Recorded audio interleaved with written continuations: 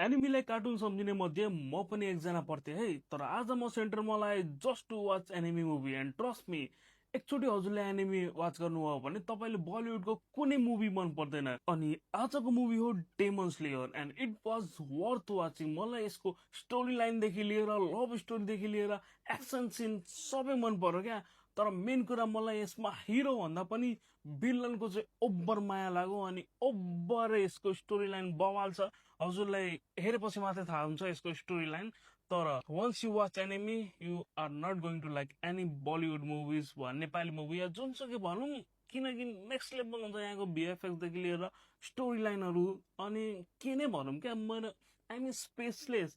First time मैले यत्रो ठुलो पर्दामा हेरेको, अनि यो मेरो फर्स्ट एनिमी मुभी हो, त्यो पनि डेमन स्लेयर। इट्स क्रेजी भाइ, टप रेटिङ पाउँछ क्या यसलाई, होल वर्ल्डभरि टप रेटिङ पाउँछ। अनि यहाँ चाहिँ मैले पपकर्न खानुभन्दा पनि समोसा खान्छु क्या। सिनेमा हलको समोसाहरू अरू ठाउँभन्दा बवाले हुन्छ, बाहिरको भन्दा समोसा चाहिँ सिनेमा हलको समोसा खान मजा आउँछ।